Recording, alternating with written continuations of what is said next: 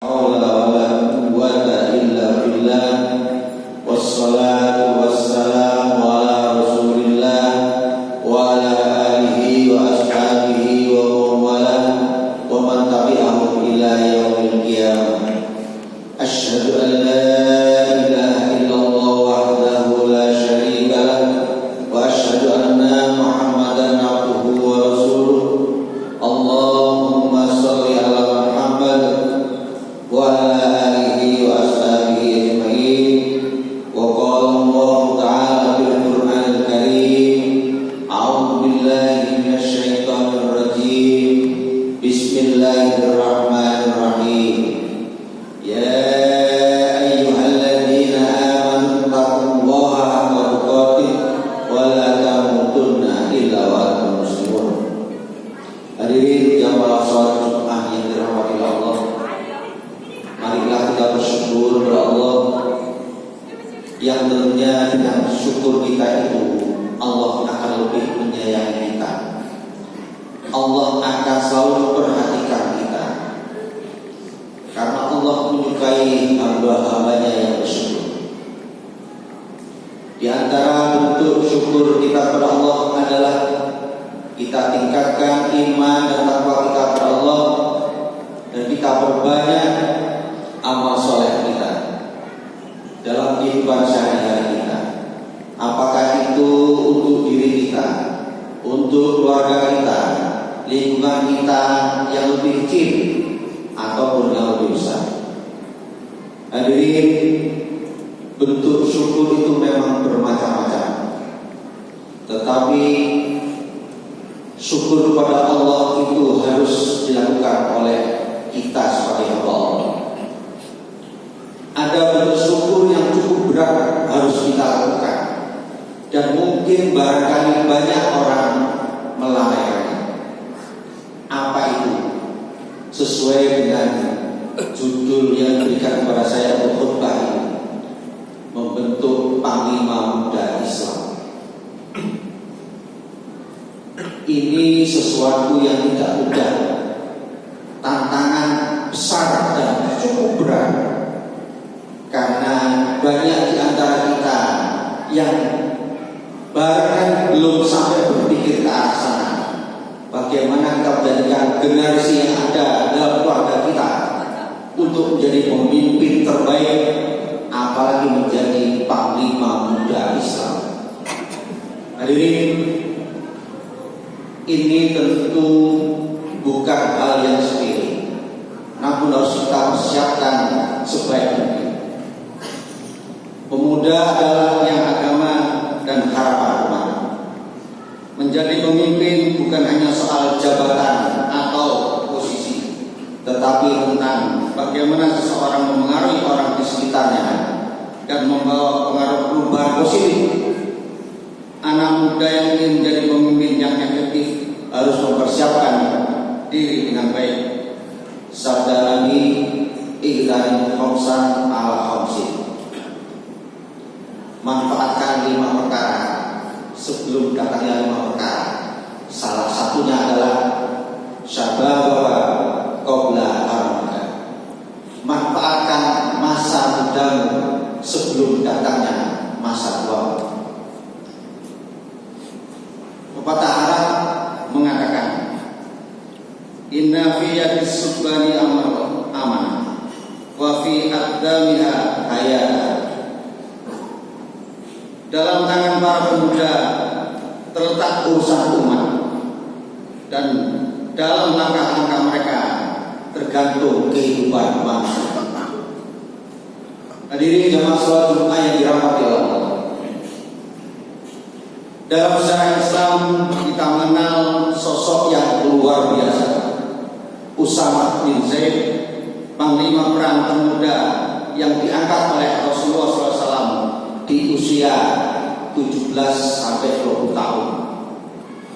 Kisahnya bukan sekedar cerita heroik, tetapi pelajaran berharga tentang kepemimpinan, kepercayaan diri, dan keteguhan iman. Pertanyaan yang muncul sekarang adalah, mampukah kita ini menyiapkan anak-anak muda dari lingkungan lingkungan kita, dari keluarga kita, dari masjid ini. Mari kita gali lebih jauh. Berapa banyak anak muda yang terlibat dalam kegiatan di masjid ini? Berapa di antara mereka yang aktif dalam organisasi remaja atau kemudaan? Atau juga mungkin membantu dalam kegiatan? Adakah yang sudah tampak dalam kegiatan-kegiatan yang dilakukan di tempat ini? Adakah juga yang sudah mempunyai ciri-ciri calon pemimpin masa depan sebagai penerus generasi sekarang? Pertanyaan itu harus kita jawab diri segera dengan langkah-langkah yang strategis dan tindakan yang tepat. Diawali dari jamaah yang hadir sholat Jumat ini. Ada yang sebagai kepala keluarga, pengurus RT atau RW, pejabat pemerintah, pimpinan perusahaan, atau pribadi para remaja atau pemuda yang saat ini hadir di sini. Bagaimana menyiapkan? Mari kita perhatikan salah satu contoh profil anak muda Islam di zaman Rasulullah. Profil Usama bin Zaid, sang kesayangan Rasulullah. Usama adalah putra Zaid bin Harisah, sahabat sekaligus anak angkat Rasul. Kita semua paham bahwa Rasulullah mempunyai anak laki-laki yang semuanya meninggal. Takdir Allah memang sudah menyampaikan seperti itu, sudah memperlihatkan seperti itu. Kemudian Allah menggantinya dengan kehadiran anak angkat yang bernama Zaid bin Harisah. Nah, Zaid bin Harisah ini mempunyai anak yang namanya Usama bin Zaid, berarti cucu angkat Rasulullah SAW. Ia dijuluki Al-Hib wa Ibnul Hib, kesayangan, anak kesayangan, karena kecintaan Rasulullah padanya. Lahir di masa sulit dakwah, 7 tahun sebelum hijriah, namun kehadirannya menghibur Nabi SAW karena ketidakpunyaan anak laki-laki. Begitu ada anak angkatnya atau cucu angkatnya, kemudian dilatih, dibina, dididik oleh Nabi supaya menjadi orang hebat di masa generasi berikutnya.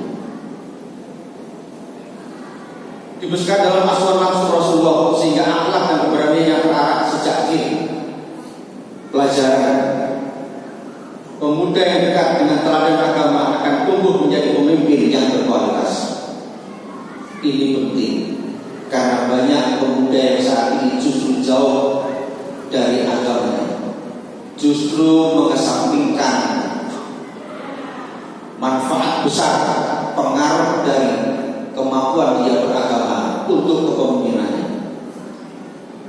Yang kedua adalah ujian besar memimpin pasukan di usia muda.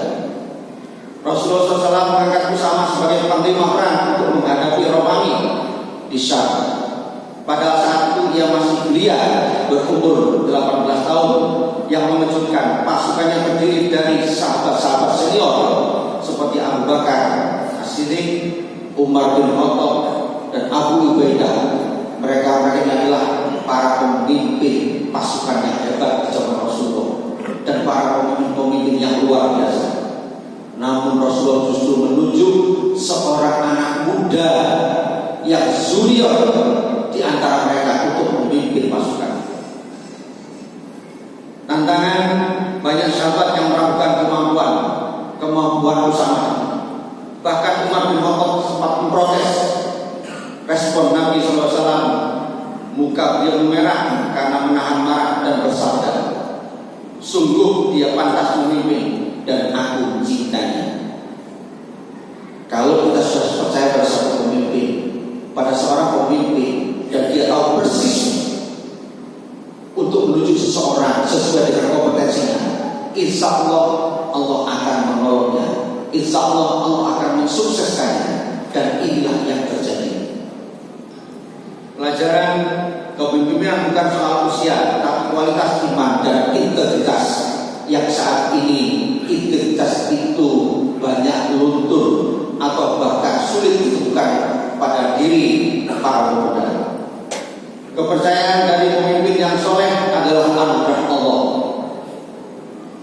kemenangan gemilang dan ibrohnya.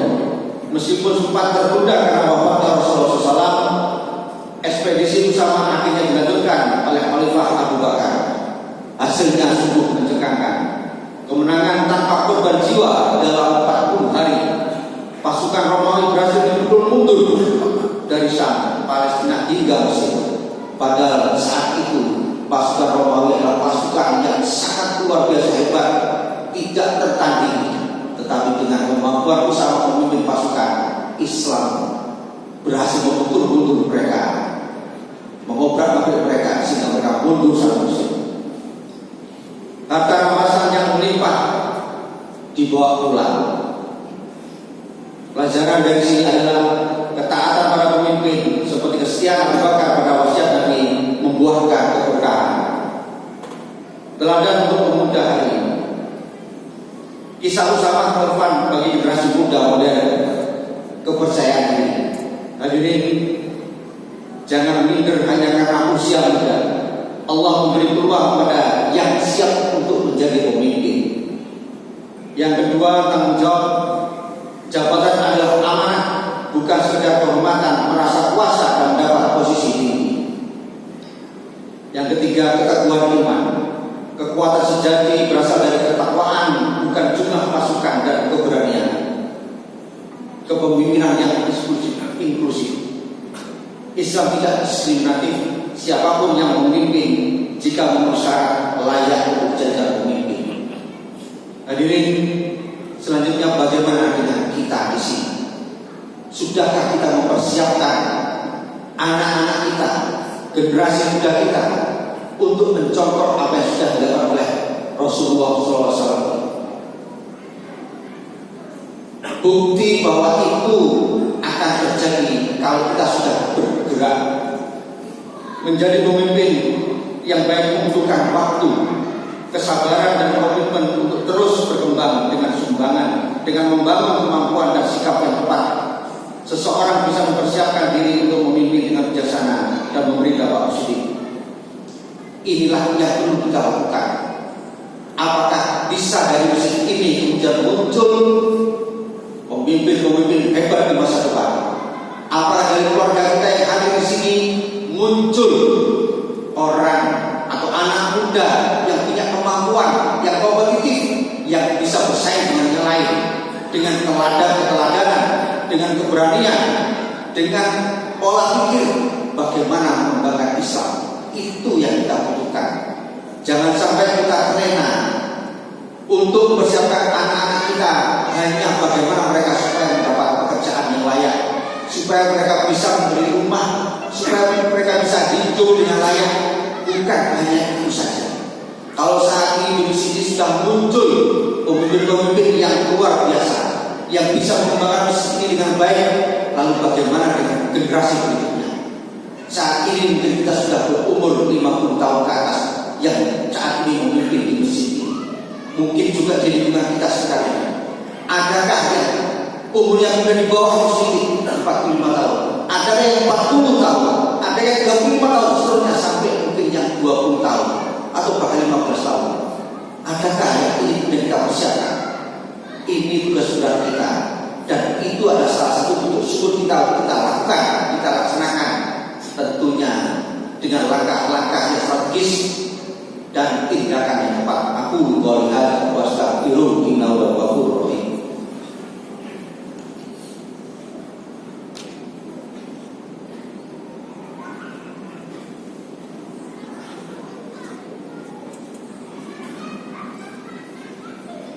Alhamdulillah, nahmaduhu wa nasta'inuhu wa nastaghfiruh wa na'udzu billahi min shururi anfusina wa min sayyiati a'malina. May yahdihillahu fala mudilla lahu wa may yudlil fala hadiya lahu. Asyhadu an la ilaha illallah wahdahu la syarika lahu wa asyhadu anna Muhammadan abduhu wa rasuluh. Allahumma shalli ala Muhammad wa ala alihi wa ashabihi. Hadirin jemaah salat Jumat yang dirahmati Allah, menutup di akhir khutbah kita yang kedua ini, Usama bin Zaid membuktikan bahwa pemuda bisa mengubah sejarah jika memiliki iman yang kokoh, kepemimpinan yang bijaksana, dan keberanian untuk bertindak. Mari kita teladani semangatnya agar pemuda Islam hari ini bisa menjadi pelopor kebaikan di masa depan. Dan itu adalah tugas kita bersama. Anak-anak muda yang hari saat ini, persiapkan diri kalian untuk menjadi generasi penerus yang bermanfaat. Kompetitor-kompetitor kalian mungkin lebih bagus, tetapi belum tentu akhlaknya bagus. Yang kita butuhkan adalah seseorang yang pandai memimpin, akhlak baik dan ibadahnya juga kuat, keteguhan imannya kuat, integritasnya juga bagus. Dan mari kita berdoa kepada Allah, mudah-mudahan kita mampu menyiapkan generasi muda ke depan dengan baik, sehingga kita tinggalkan di usia atau kita tinggalkan dunia ini sudah menyiapkan generasi penerus kita kelak. Inna Allaha wa malaikatahu yusholluna 'alan nabi ya ayyuhalladzina amanu shollu 'alaihi wa sallimu taslima. Allahumma ighfir lil muslimina wal muslimat wal mu'minina wal mu'minat al ahya'i minhum wal amwat innaka sami'un qaribun mujibud da'wat ya qadiyat.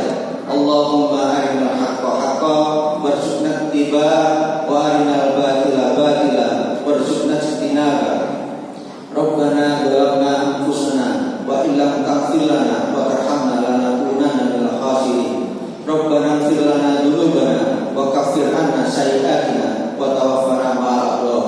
Rabbana hab lana min azwajina wa dzurriyyatina qurrata a'yun waj'alna lil muttaqina imama. Rabbana la tuzigh qulubana ba'da idh hadaitana wa hab lana min ladunka rahmah innaka antal wahhab. Rabbana atina fid dunya hasanah wa fil akhirati hasanah wa qina adzaban